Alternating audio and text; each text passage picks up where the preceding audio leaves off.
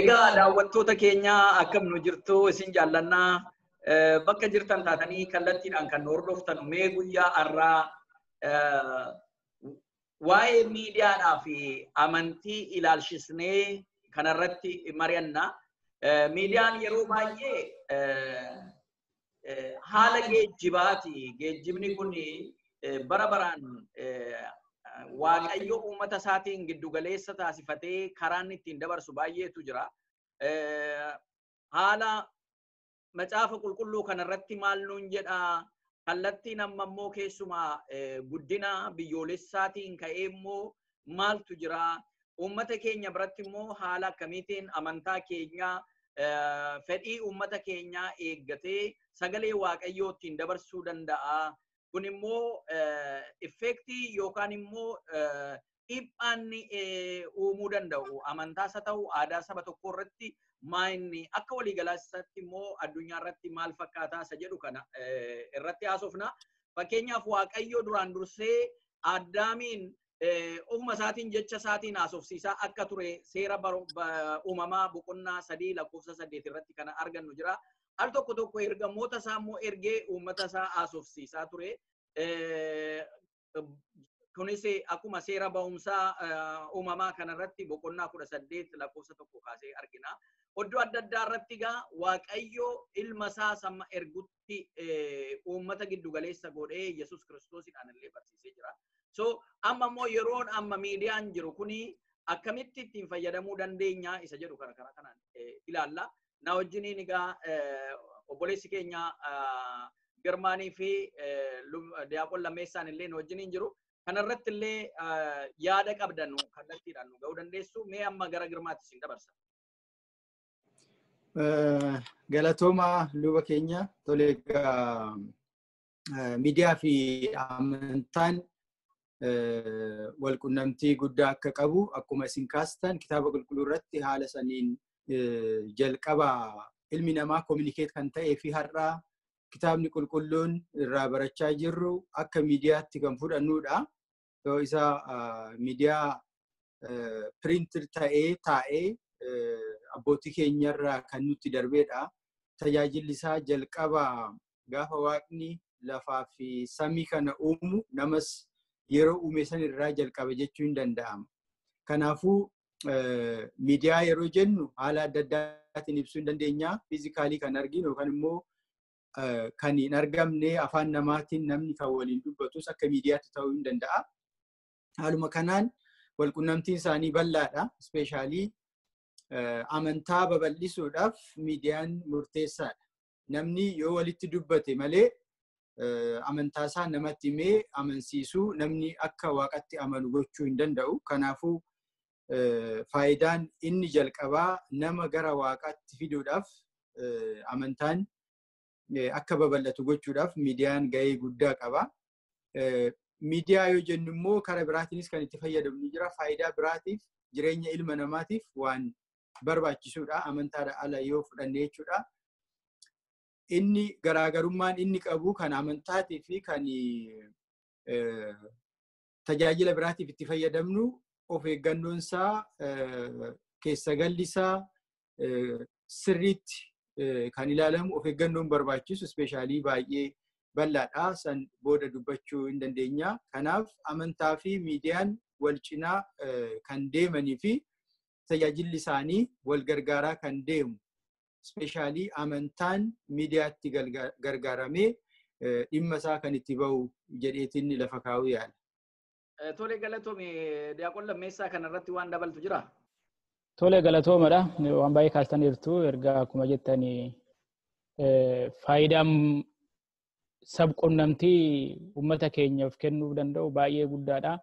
Yeroo haasa'amu yeroo tokko baay'ee miidiyaan akka waan fakkeenya keessattuu amantii wajjin wal qabatee miidiyaan akka waan gadhee yookiin bu'uu ta'e yeroon itti himamu ni jira. Haa ta'u malee murteessan abbaa itti fayyadamuudha jechuudha. Akkuma lubni keenya kaasan miidiyaa yoo jennu sabqunnamtiidha. Kan wal qunnamsiisu yookiin kan walitti fidu kan wal quunnamus namaa fi nama qofa miti. Akkuma lubni keenya kaasan yeroo jalqabaa maalinni waaqni fi namni karamiin akka wal quunnamaa ture kalaarii adda addaa nu caqasaniiru. Achumaan dabalatee kunis amma miidiyaa jechaan sabquunnamtiidha. Sabquunnamtii jechuun kunis maalinni yaada yookiin hubannoo waliif dabarsuu. Hubannoo keessattiyyuu amma kan jireenya lafa kanarraa kan amantiis ta'uu danda'a, kan hawaasummaas ta'uu danda'a, waan baay'ee kaasuu hin danda'a. Ammaaf waa'ee amantii yeroo kaasnu amantii fi amantoonni akka wal qunnaman hubannoo waa'ee amantaa saniif haaraan akka qabaatan baay'ee faayidaa guddaa qaba. Gama tokko yeroo dhageenyu sabquunnamtiin yeroo dhufu akka waan seexana ta'etti akka waan cubbuu ta'etti yeroo baay'ee ni caqafama. Haa ta'u malee adeemsa keessa hundumtiyyuu manni amantaa hundumtiyyuu erga tureen booda erga barri waa'ee isaa gadhee haasa'amuu darbeen booda ittuma fayyadamuu hanga yoonaa yeroo dhageenyu. Kanaaf yoo dhiibballee qabaate yoollee waan gadheellee of keessaa qabaate murteessan abbaa itti fayyadamuudha malee miidiyaan baay'ee murteessadha. Hubannoo uummataaf kennuudhaa fi akkasuma jijjiirama yookiin fedhii amantii sun dabarsuu kaayyoon amantii kamiyyuu haa ta'u yeroo irra deddeebi'ee dubbatamu kaayyoo san namni amantuu sana hordofuu qofa otoo hin ta'in anumti hin hordofnellee hubannoo guddaa akka qabaatu taasisa. Deebisii akkasuma dabni tokko mana amantaa sababeeffatee akka hin raawwanneef keessattuu yeroo jenereeshinii amma jedhu kana keessatti ifa kan baasudha. Kanaaf faayidaa guddaa kan qabudha jedheetanii amana. Ammaaf ammana yoon jedhe hingaamee itti deebina kaammoo.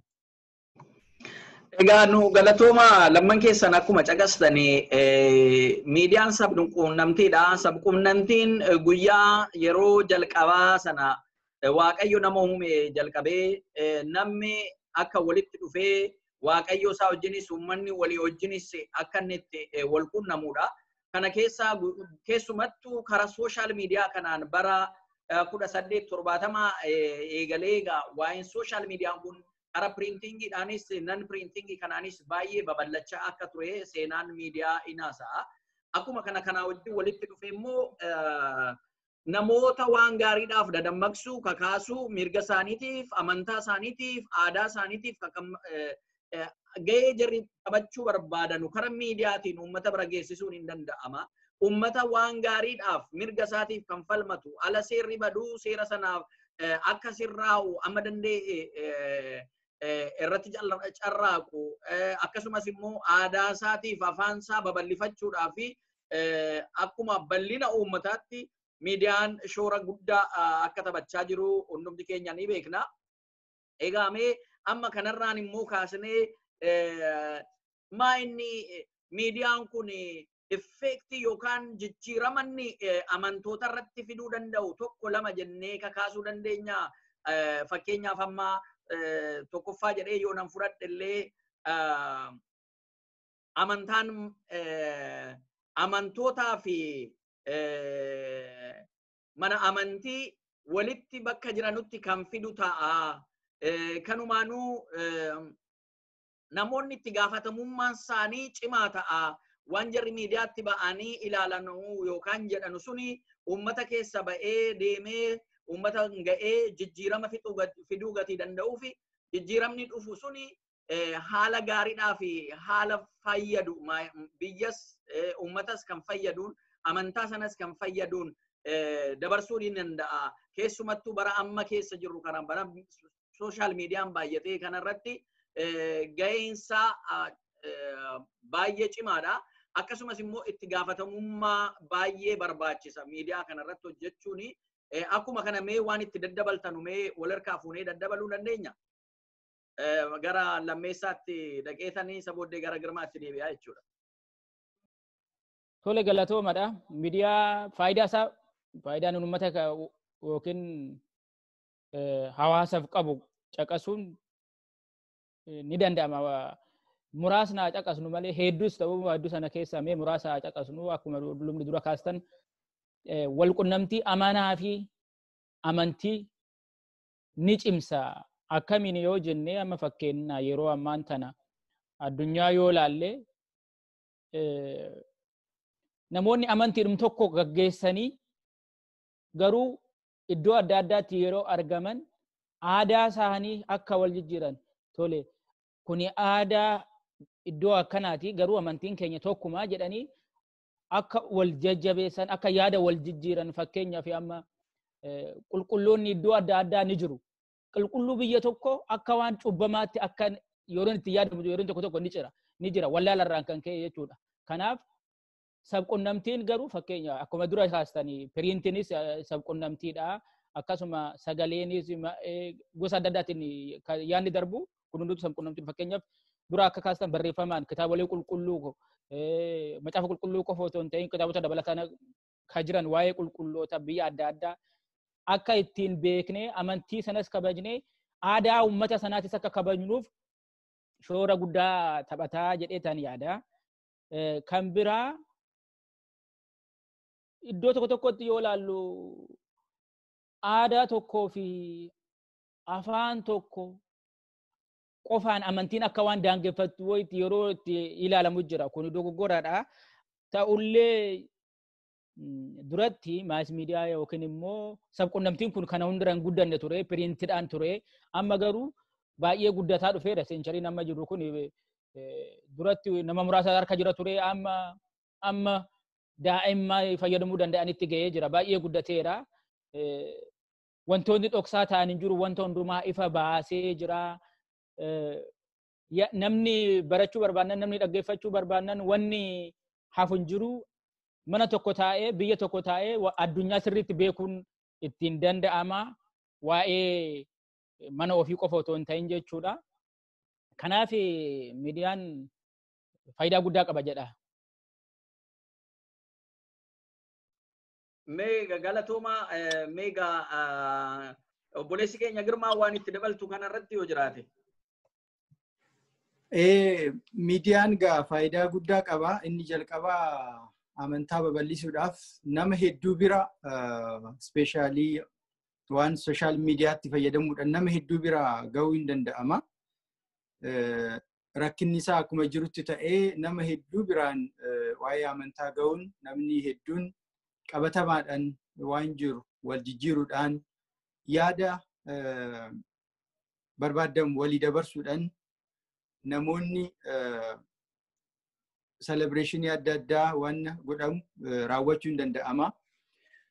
Akkasumas miidiyaatti fayyadamuudhaan amantaa, aadaa, afaan uummata tokkoo babal'isuun sadarkaa olaanuutti fiduun hin danda'ama. Amantaa yeroo jennu waan namni sammuu isaatti amanii fudhatu waan ta'eef kanaafuu karaa amantaa saniin sammuu namaa amansiisuudhaan namni waaqatti akka amanu gochuu hin danda'ama. Karaa biraatiin amantaan hundi kan barsiisu waan gaariidha. Namni waan gaarii akka hojjetu, nama gaarii akka ta'u, cubburraa akka deebi'u kan barsiisu waan ta'eef haala kanaan maasii guddaa bira ga'anii uummata hedduu bira ga'anii barsiisuun namoonni hedduun maatii isaaniitiifis haa ta'u mataa isaaniitiin biyya isaaniitiif namoota gaarii akka ta'an waan gaarii akka hojjetan badiirraa akka deebi'an gargaaruu irratti yeroo gabaabaa keessatti miidiyaan waan guddaa hojjechuu hin danda'a. Jijjiirama barbaachisu fiduudhaafis miidiyaan waan guddaa hojjeta.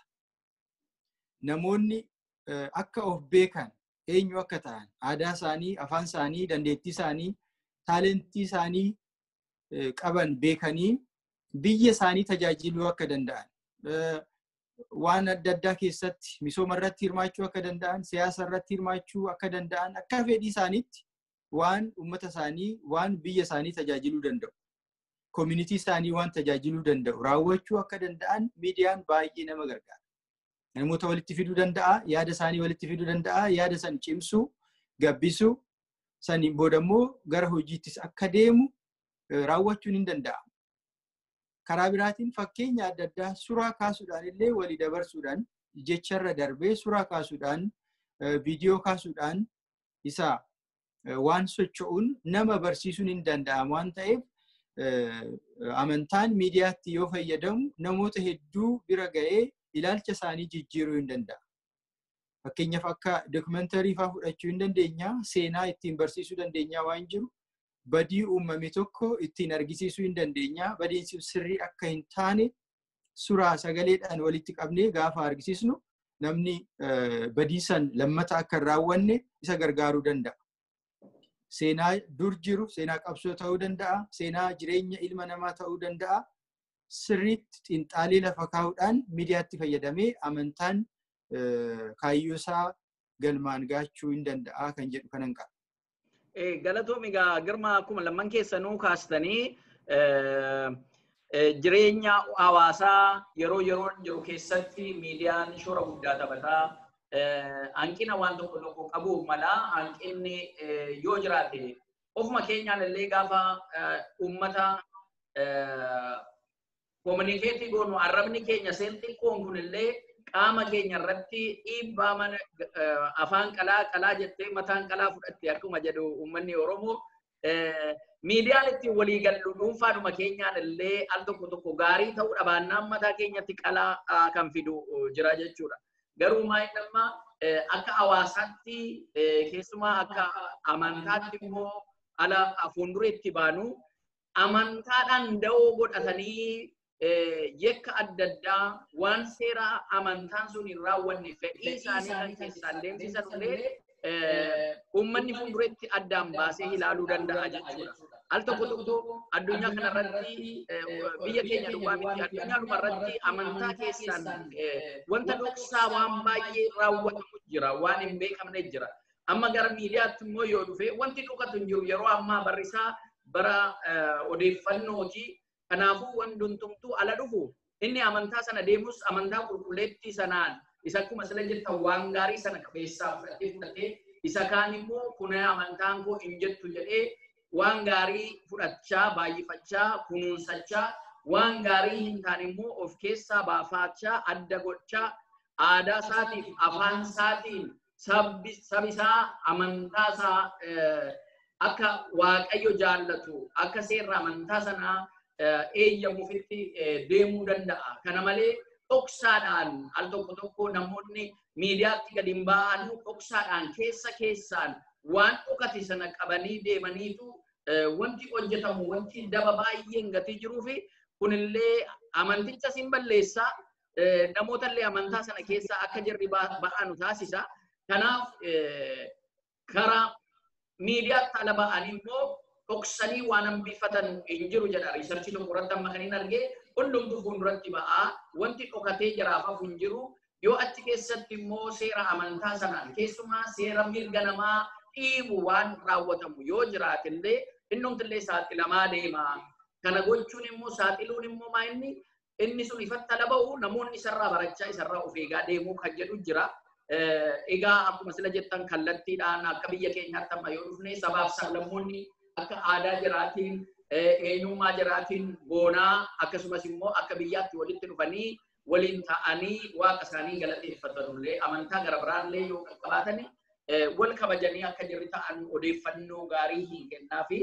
Egaa eega kana jenne mee kara biraatiin yeroo ammaatti fakkeenyaaf afaan Oromootiin fayyadamnee amantaa ortodoksii keenyaa miidiyaadhaan piriintii isa ta'u isa barreeffamu isa ta'u deemuunsaa haala kamiitiin iyyuu faayidaa qaba. Mee kanarratti yaada qabdan nu ibsa. Tole galatoomadha.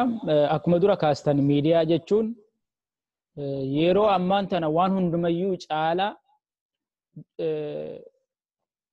faayidaa guddaa kan qabudha. Namoonni duratti waa'ee amantii qofa miti eessuma jireenya hawaasummaatiillee akkasuma poolitikaadhumarree yoo ilaalle duratti meeshaan inni ittiin abdatan yookiin meeshaa waraanaa yookiin meeshaa adda addaa waan biraati ture. Yeroo ammaan tana garuu uummata meeshaadhaan ajjeesanii yookiin maal jechuurraa faayidaa guddaa kan qabu hubannoo kennuu fi barsiisuu kanarra uummanni kamtu sirriidha kamtu sirrii miti jedhee murteeffata. Akkasuma karaa amantaa akkuma lubni kaastan yoo deebinu kuusaa waan hundaati madda waan hundaati. Fakkeenyaaf yeroo ammaan tana yoo ilaalu duratti illee generation dura darban keessa printiidhaan baay'inaan kan kitaaboleedha kan beekamu. Amma garuu yoo ilaalle teknooloojiin wantoonni hedduun aappiin kan ittiin fayyadamnu maddi isaa teknooloojii irraayi.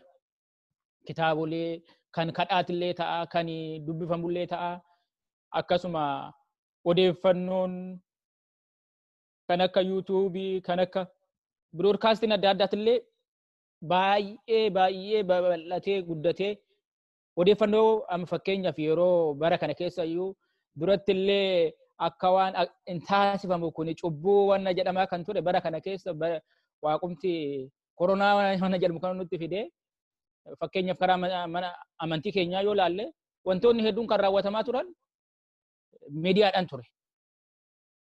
Ifa ba'ee jechuudha. Miidiyaan hagam shoora guddaa akka taphatuu fi cubbuus akka hin taane ifa ba'ee mul'ate jedheetan yaada. Akkamiin uummata keenyaa fi amantii keenyaan wal simsiisee fayyaduu danda'a yaada jedhuu fi ammas murteessaan maal inni itti gaafatamummaa namoota warra miidiyaa kana gaggeessaniitu eegama malee mataa isaatiin miidiyaan balleessaan qabu yoo namni balleessaaf itti fayyadame malee karamiin fayyaduu danda'a. Fakkeenyaaf amma kara biyya keenyaa olaalle namoonni yeroo baay'ee amantaa fi amantaa walitti buusuudhaaf kuni balleessadha jechuudha. Miidiyaa fayyadamaa turan. Garuu nuti akka yaada kiyyaatti amma maal inni akka amantaa fi amantaadhaan namni walitti hin buune waan gaarii waa'ee amantaa tokko ifatti ta'eetoo ni barsiifama, namni ni dhagaa, kan kaanitis hin dhagaa, namni abbaa amantii barbaadetti bilisaan akka deemu ni godhaa jechuudha. Akka nama walirratti hin kakaafne amantoonni hundumtiyyuu amantii ofii isaanii amantoota isaaniitiif akka yaada gaarii akka barsiisan yookiin immoo yeroodhaan akka eenyu jedhan yoo namni illee wanna gadhee ta'e wanna gaariin ta'in sobeetoo walirratti akka hin kaasne yoo dabarse dafaniitoo hubannoo ittiin kennuudhaaf shoora guddaa taphataa. Maaliifin hin bulchuu hin oolchuu ganaa namni akka tarkaanfii biraa amma inni fudhatutti yookiin immoo amma busheessutti amantii tokko amma busheessutti yookiin amantii biraa akka busheessutti akka hin geessine dursanii warri itti gaafatamummaa amantaa sanaa qaban uummata ofii biraan amantoota ofii biraan ga'uun ni danda'ama. Kara kanaan shoora guddaa taphataa jechuudha. Akkasuma amantii ofii yookiin amantii dhumti tokko ta'eetoo iddoo tokko qofa kan jiru akka iddoo biraa ollaa tokko yookiin bataskaana tokkitti irraa gara bataskaana biraatti akkasumallee naannoodhaa kara naannootti biyyaa kara biyyaatti aardiidhaa akka kara aardititti illee dafeetoo yaada ittiin wal qunnamsiisuu yookiin immoo aadaa uummata tokko amantii wajjin wal simsiisanii akkamitti akka deemuu qaban ilaa